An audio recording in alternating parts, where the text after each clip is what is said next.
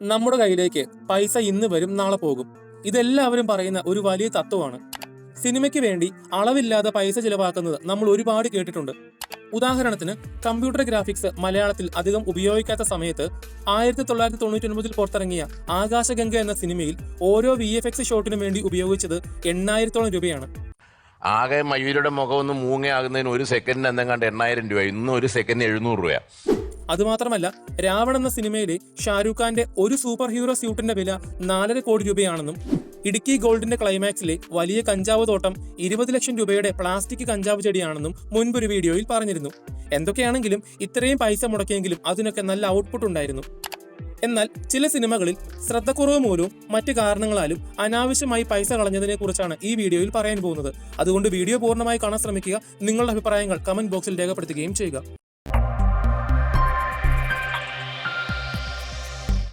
2018 പുറത്തിറങ്ങിയ ഫഹദ് ഫാസിൽ സിനിമയായിരുന്നു കാർബൺ. സിനിമയിൽ പ്രവർത്തിച്ചവരുടെ ഒരു ചെറിയ ശ്രദ്ധക്കുറവ് മൂലമുണ്ടായ അനാവശ്യ ചെലവിനെ കുറിച്ചാണ് പറയാൻ പോകുന്നത്. സിനിമയുടെ 2ാം ഭാഗം മുതൽ ഫഹദ് കാട്ടിലൂടെയാണ് മുഴുവനുമായും യാത്ര ചെയ്യുന്നത്. യാത്ര ചെയ്യുമ്പോൾ ഫഹദിന്റെ കയ്യിൽ ഒരു ചെറിയ വടിയുള്ളതായി കാണാം. എന്നാൽ സിനിമയുടെ ഷൂട്ടിങ്ങിനിടെ ആ വടി എങ്ങനെയോ നഷ്ടപ്പെട്ടു പോയി. കണ്ടിന്യൂറ്റിയുടെ പ്രശ്നമുള്ളതുകൊണ്ട് ആ വടി കിട്ടിയേ പറ്റൂ. വടിയില്ലാതെ ഇനി അങ്ങോട്ടുള്ള സീനുകളൊന്നും ഷൂട്ട് ചെയ്യാനും കഴിയാത്ത അവസ്ഥയെത്തി. വാസ്തവത്തിൽ ഇത് അണിയറ പ്രവർത്തകരുടെ അശ്രദ്ധയായതുകൊണ്ട് ഫഹദ് ഉപയോഗിച്ച അതേ വടിയുടെ ഡ്യൂപ്ലിക്കേറ്റ് ആർട്ട് ഡിപ്പാർട്ട്മെന്റ് ഉണ്ടാക്കിയെടുത്തു. അത് ഉണ്ടാക്കിയെടുക്കാൻ ചില വിലപിടിച്ച മെറ്റീരിയൽ അവർക്ക് ഉപയോഗിക്കേണ്ടി വന്നു. അങ്ങനെ ഇനി വേറെ വടിയൊന്നും നഷ്ടപ്പെട്ടു പോകാതിരിക്കാൻ വേണ്ടി അവർ ഒന്നിലധികം വടികൾ ഉണ്ടാക്കിയെടുത്തു. ഒരു വടി ഉണ്ടാക്കാൻ വേണ്ടി അവർക്ക് ചെലവായത് 8,000 രൂപയാണ്. അങ്ങനെ 8,000 രൂപയുടെ ഒന്നിലധികം വടികൾ അവർ ആ സിനിമയ്ക്ക് വേണ്ടി ഉണ്ടാക്കിയെടുത്തു. പിന്നീട് സിനിമയുടെ ക്ലൈമാക്സ് വരെ ഫഹദ് കയ്യിൽ പിടിച്ചുകൊണ്ട് പോകുന്നത് ആർട്ട് ഡിപ്പാർട്ട്മെന്റ് ഉണ്ടാക്കിയെടുത്ത ആ ഒരു ഡ്യൂപ്ലിക്കേറ്റ് വടിയും കൊണ്ടാണ്. അങ്ങനെ ഒരു ചെറിയ അശ്രദ്ധ കൊണ്ട് നിർമ്മാതാവിന് നഷ്ടമായത് ഏകദേശം 25,000-ഓളം രൂപയാണെങ്കിലും ചെറിയ ബജറ്റിൽ നിർമ്മിച്ച സിനിമയിൽ അത് ഗൗരവമായി കാണേണ്ട ഒന്നാണ്. മറ്റൊരു സിനിമയാണ് 1993 പുറത്തിറങ്ങിയ ശങ്കർ സിനിമയായ ജെന്റിൽമാൻ. സിനിമയിലെ ഒരു സീനിൽ നായകന്റെ ജീപ്പ് ഓടിക്കൊണ്ടിരിക്കുന്ന ട്രെയിനിന്റെ മുകളിലൂടെ പറന്നു ചാടുന്നതായി കാണിക്കുന്നുണ്ട്. വെറും 10 സെക്കൻഡിൽ താഴെ മാത്രമേ ഈ ഒരു രംഗം സിനിമയിലുള്ളൂ. എന്നാൽ ഈ ഒരു രംഗത്തിന് വേണ്ടി മാത്രം ചെലവായത് 15 ലക്ഷത്തിന് മുകളിലാണെന്നാണ് കണക്കുകൾ പറയുന്നത്. എന്നാൽ ആ സീൻ അവിടെ കാണിച്ചില്ലെങ്കിലും സിനിമയ്ക്ക് വേറെ കുഴപ്പമൊന്നും സംഭവിക്കാൻ പോകുന്നില്ല. പക്ഷേ സംവിധായകൻ ശങ്കർ ആയതുകൊണ്ട് ആ രംഗം നിർബന്ധമായി സിനിമയിൽ വേണമായിരുന്നു. അങ്ങനെ 10 സെക്കൻഡിൽ താഴെയുള്ള ഒരു സീനിന് വേണ്ടി 15 ലക്ഷം രൂപ മുടക്കിയ ഒരു നിർമ്മാതാവായിരുന്നു ജെന്റിൽമാന്റേത്. എന്നാൽ പിന്നീട് സിനിമ മെഗാ ബ്ലോക്ക് ബസ്റ്റർ ആവുകയും ഒരുപാട് പൈസ കളക്ട് ചെയ്യുകയും ചെയ്തു. അടുത്തതായി പറയാൻ പോകുന്നത് മലയാള സിനിമയിൽ ഏറ്റവും ഭംഗിയായി കാശ് പൊട്ടിച്ചു കളഞ്ഞ ഒരു സിനിമയെക്കുറിച്ചാണ്. 2015 സാമ്രാജ്യം 2 സൺ ഓഫ് അലക്സാണ്ടർ എന്ന സിനിമയുടെ ബജറ്റ് 25 കോടിയായിരുന്നു. ഈ സിനിമ മലയാളത്തിലും അതേസമയം തീഹാർ എന്ന പേരിൽ തമിഴിലും ഒരേ സമയം ഷൂട്ട് ചെയ്തിരുന്നു.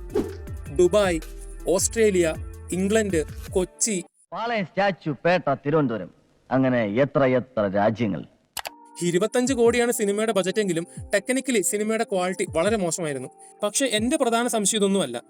2016 മലയാളത്തിലെ ഏറ്റവും വലിയ ബോക്സ് ഓഫീസ് പവറുള്ള മോഹൻലാലിനെ വെച്ച് 25 കോടിയുടെ പുലിമുരുകം പോലും എടുക്കാൻ പേടിച്ചിരുന്ന സമയത്ത് 2015 മാർക്കറ്റ് വാല്യൂ പോലും ഇല്ലാത്ത ഒരു നടനെ വെച്ച് 25 കോടി ഇറക്കാൻ കാണിച്ച പ്രൊഡ്യൂസറിന്റെ ധൈര്യത്തെക്കുറിച്ച് ഓർത്തിട്ടാണ്. പടം 8 നില പൊട്ടിയെന്ന് മാത്രമല്ല, മുടക്കുമുതലിന്റെ 10-1 പോലും തിരിച്ചു കിട്ടിയിട്ടില്ല. ആകെ മൊത്തം ഒരു അനാവശ്യ ചെലവായിരുന്നു ഈ ഒരു സിനിമ തന്നെ. ഇനി ഇന്ത്യൻ സിനിമയുടെ ചരിത്രത്തിൽ ഏറ്റവും കൂടുതൽ പൈസ വാങ്ങി ഗസ്റ്റ് റോൾ അഭിനയിച്ച ഒരു നടനുണ്ട്. ഇവിടെ ഷാരൂഖ് ഖാനും സൂര്യയും രാംചരണും പോലുള്ള നടന്മാരെല്ലാം സിനിമകളിൽ 1 രൂപ പോലും വാങ്ങാതെയാണ് ഗസ്റ്റ് റോളുകൾ അഭിനയിക്കുന്നത്. എന്തിനു പറയാൻ, പേരൻപ് എന്ന സിനിമയിൽ മുഴുനീള കഥാപാത്രമായി മമ്മൂട്ടി അഭിനയിച്ചത് 1 രൂപ പോലും വാങ്ങാതെയാണ്. വാസ്തവത്തിൽ ഇങ്ങനെയൊക്കെ ചെയ്ത നടന്മാരുള്ളപ്പോഴാണ് വെറും 8 മിനിറ്റ് ദൈർഘ്യമുള്ള ഗസ്റ്റ് റോൾ ചെയ്യാൻ 35 കോടി രൂപ ഒരാൾ പ്രതിഫലമായി വാങ്ങിച്ചത്. അത് മറ്റാരുമല്ല, RRR എന്ന സിനിമയിൽ ഗസ്റ്റ് റോൾ ചെയ്യാൻ വേണ്ടി അജയ് ദേവഗൺ വാങ്ങിയ തുകയാണത്. അജയ് ദേവഗൺ സിനിമയിൽ ആകെ 8 മിനിറ്റ് മാത്രമേ ഉള്ളൂ. വാങ്ങിയത് 35 കോടി. ചുരുക്കി പറഞ്ഞാൽ 1 മിനിറ്റിന് 4.5 കോടി രൂപ. ഇന്ത്യൻ സിനിമയുടെ ചരിത്രത്തിൽ ഇത്രയും പൈസ വാങ്ങി ആരും ഇതുവരെ ഇങ്ങനെ ഒരു ഗസ്റ്റ് റോൾ ചെയ്തിട്ടില്ല. അജയ് ദേവഗൺ ഈ സിനിമയ്ക്ക് വേണ്ടി ഇത്രയും വലിയ തുക വാങ്ങിയപ്പോൾ ബോളിവുഡ് മാധ്യമങ്ങളിൽ ഇത് വലിയൊരു ചർച്ചാ വിഷയമായിരുന്നു. ലിസ്റ്റിലെ അടുത്ത പടമാണ് 2025 പുറത്തിറങ്ങാൻ പോകുന്ന ഗെയിം ചേഞ്ചർ എന്ന രാംചരൺ സിനിമ. മറ്റ് സംവിധായകന്മാർ സിനിമയെടുക്കാൻ വേണ്ടി VFX ഉപയോഗിക്കുമ്പോൾ ശങ്കർ VFX കാണിക്കാൻ വേണ്ടി സിനിമയെടുക്കുന്നു എന്ന് പറഞ്ഞാണ് പ്രേക്ഷകർ ഇത്രയും നാളും ശങ്കറിനെ കളിയാക്കിക്കൊണ്ടിരുന്നത്. ദോഷം പറയരുതല്ലോ, അത് ഈ സിനിമയിലും സത്യമാണ്. കാരണം ഗെയിം ചേഞ്ചർ എന്ന സിനിമയുടെ ബജറ്റ് ആദ്യം 170 കോടിയായിരുന്നു. പിന്നീട് അത് 200 ആക്കി. ഇപ്പോൾ 240 ഫിക്സ് ചെയ്തു. എന്നാൽ ഈ സിനിമയിലെ 2 പാട്ടുകളാണ് ഇപ്പോൾ ചർച്ചാ വിഷയമാകുന്നത്. ജറഗണ്ടി എന്ന 4.5 മിനിറ്റ് ദൈർഘ്യമുള്ള ഒരു പാട്ടുണ്ടാക്കാൻ വേണ്ടി അവർക്ക് ചെലവായത് 28 കോടി രൂപയാണ്. അതായത് 4-5 മലയാള സിനിമകൾ നിർമ്മിക്കാനുള്ള പൈസ. അതുമാത്രമല്ല, ഈ സിനിമയിലെ മറ്റൊരു റൊമാൻറ്റിക് സോങ്ങിന് വേണ്ടി ചെലവായത് 20 കോടി രൂപയാണ്. ചുരുക്കി പറഞ്ഞാൽ സിനിമയുടെ ആകെ ബജറ്റിന്റെ 12% ഒരു പാട്ടിന് വേണ്ടി ഉപയോഗിക്കുന്നു. അതുമാത്രമല്ല, അൻപറിവ് ആക്ഷൻ ചെയ്യുന്ന ഈ സിനിമയുടെ 7 മിനിറ്റ് ദൈർഘ്യമുള്ള ഫൈറ്റിന് വേണ്ടി ചെലവാക്കുന്നത് 70 കോടി രൂപയാണ്. അതായത് സിനിമയുടെ ബജറ്റിന്റെ 30%. എന്നാലും ഇങ്ങനെയൊക്കെ കാശ് പൊട്ടിക്കാവോ? എല്ലാവരും പൈസക്കാർക്കൊക്കെ എന്തു ആകാലോ അല്ലേ.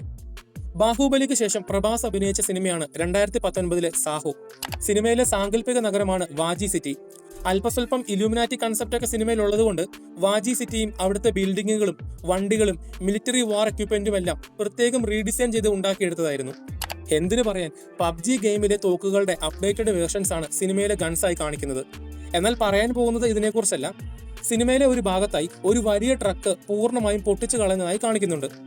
പക്ഷേ ആത്മാർത്ഥത കൂടി പോയതുകൊണ്ട് ആ 15 സെക്കൻഡ് ദൈർഘ്യമുള്ള സീനിന് വേണ്ടി 60 ലക്ഷം രൂപയുടെ പുതിയ സ്കാനിയ ട്രക്ക് വാങ്ങി അത് റീഡിസൈൻ ചെയ്ത് എക്സ്ട്രാ ഫിറ്റിംഗ് ചേർത്ത് വെച്ചിട്ടാണ് അവർ സിനിമയ്ക്ക് വേണ്ടി പൊട്ടിച്ചു കളഞ്ഞത്. എന്നാലും 60 ലക്ഷം രൂപയുടെ പുതിയ ട്രക്ക് വാങ്ങി അത് പൊട്ടിച്ചു കളയുന്ന ഇവരൊക്കെ സ്വന്തമായിട്ട് പൈസ അച്ചടിക്കുന്നവരാണോ എന്നാണ് എൻ്റെ ഒരു സംശയം.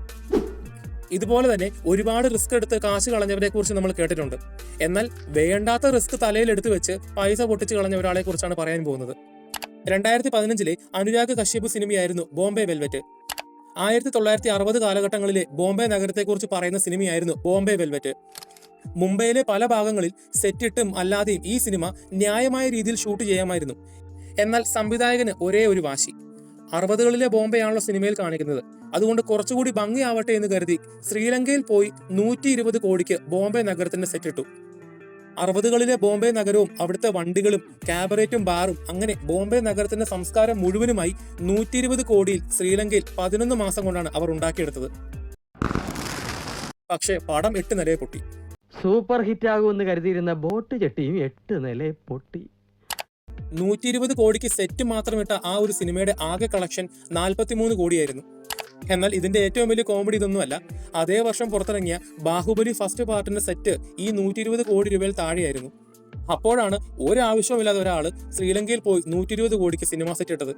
ഒന്നും പറയാനില്ല. വീഡിയോ നിങ്ങൾക്ക് ഇഷ്ടപ്പെട്ടെങ്കിൽ ചാനൽ സബ്സ്ക്രൈബ് ചെയ്യുന്ന കാര്യം ഒന്ന് പരിഗണിക്കുക. അതോടൊപ്പം നിങ്ങളുടെ അഭിപ്രായങ്ങൾ കമന്റ് ബോക്സിൽ രേഖപ്പെടുത്തുക. അപ്പോൾ അടുത്തൊരു വീഡിയോയുമായി വരുന്നത് വരെ ബൈ.